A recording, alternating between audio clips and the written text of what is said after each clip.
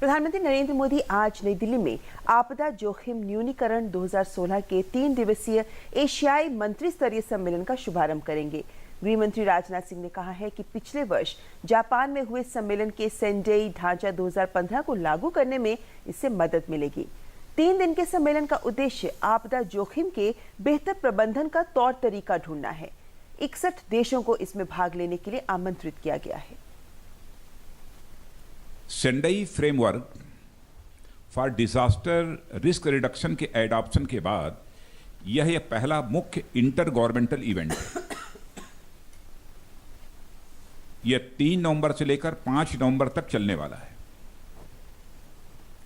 और यह conference Asian region में इस फ्रेमवर्क के इंप्लीमेंटेशन के लिए एक नया रास्ता निकालेगा। यह कॉन्फ्रेंस सेंडेई फ्रेमवर्क के प्रोग्रेस की मॉनिटरिंग के लिए मैकेनिज्म क्या होना चाहिए यह भी तय करेगा। और इसके बारे में और ज्यादा जानकारी के लिए बात करते हैं हमारे संवाददाता सिद्धांत सिब्बल से। सिद्धांत, जिस तरीके से हम देख रहे हैं कि ग्लोबल वार्मिंग या अन्य कारणों की वजह से जलवायु परिवर्तन तेजी से हो रहा है, इससे आपदा के भी, प्राकृतिक आपदा के खासतौर पर घटनाएं भी बढ़ रही हैं। इन सब मायनों में अगर हम बात करें तो कितना महत्वपूर्ण है ये सम्मेलन? ये सम्मेलन महत्वपूर्ण इसलिए क्योंकि ये सेंडाई फ्रेमवर्क जो 2015 में अडॉप्ट करा था उसके बाद पहली बार हो रहा है और ये भारत होस्ट कर रहा है। और अगर हम भारत में भी देखें तो क्लाइमेट चेंज की वजह से काफी ज्यादा क्लाइमेटिक कंडीशन बदल रही हैं। जो साइक्लोनिक स्टॉर्म्स होती हैं उसकी वजह से काफी डैमेज होता है। तो एक तरफ से ये सारे जो देश है पर्टिकुलरली एशियन देश को साथ में लाकर कैसे कोऑर्डिनेटेड अप्रोच लगाई जाए ताकि नुकसान कम हो। तो सेंडाई फ्रेमवर्क यही फोकस यही रहता है, फोकस यही है कि कैसे डैमेज कम हो। तो इसलिए ये जो कॉन्फ्रेंस हो रही है इसलिए इम्पोर्टेंट 3 दिन की कॉन्फ्रेंस है। तो आज से शुरू है। आज प्रधानमंत्री नरेंद्र मोदी इसे ऑफिशियल इनॉग्रेट करेंगे 9:30 बजे और जो आखिरी दिन होगा 5 तारीख को होम मिनिस्टर इसका जो लास्ट डे होगा उसको उसमें प्रिजाइड करेंगे। और ऐसा नहीं है कि भारत ने पहले ये कॉन्फ्रेंस होस्ट नहीं करी है।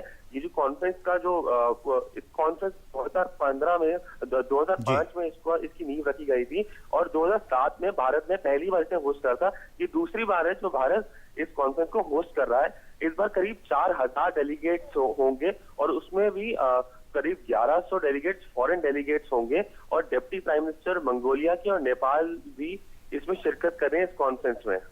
और सिद्धांत, जिस तरह से हम ये भी देख रहे हैं कि जो एशियन कंट्रीज हैं, खासकर 61 देश इसमें भाग ले रहे हैं, पार्टिसिपेट कर रहे हैं, और हमें ये भी जानकारी मिली है कि बिहार एक ऐसा राज्य है जो कि इसे पहले ही लागू कर चुका है अपने राज्य में।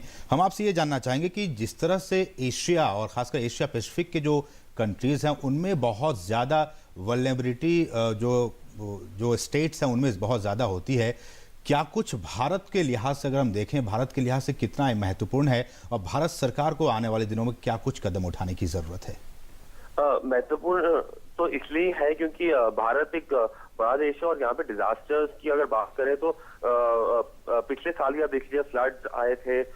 तो एक और तमिलनाडु के अंदर भी हमने देखा था कि कैसे डैमेज हुआ था। तो ये कोऑर्डिनेटिव अप्रोच है और ये अप्रोच इसलिए भारत के लिए इम्पोर्टेंट होते हैं क्योंकि अगर साथ के पड़ोसी देश आपके साथ हो डिजास्टर के दौरान तो ज्यादा डिस्ट्रक्शन के जो चांसेस है वो कम हो जाते हैं। इसमें जो एक सेशन है जो पूरे ये 3 दिन का जो प्रोग्राम है उसमें एक सेशन सिर्फ बांग्लादेश होस्ट कर रहा है, एक सेशन इंडोनेशिया होस्ट कर रहा है। और इंडोनेशिया बांग्लादेश हमारे जो पड़ोसी मुल्क है, आपको याद होगा 2004 में जब सुनामी आया था उस वक्त इंडोनेशिया में जब अर्थक्वेक आया उसका भारत में भी कितना इम्पैक्ट हुआ था। तो आप समझ सकते हैं अगर कोऑर्डिनेटेड अप्रोच होती है और सब पर्टिकुलरली पड़ोसी मुल्क के साथ तो डिजास्टर को मिटिगेट करना उसको संभालना ज्यादा आसान हो जाता है। तो इसलिए ये भारत के लिए इम्पोर्टेंट है। और मैं आपको ये भी बता दूं कि भारत ने पहले भी ये कॉन्फ्रेंस होस्ट करी है। इस बार सेंडाई के बाद ये पहली बार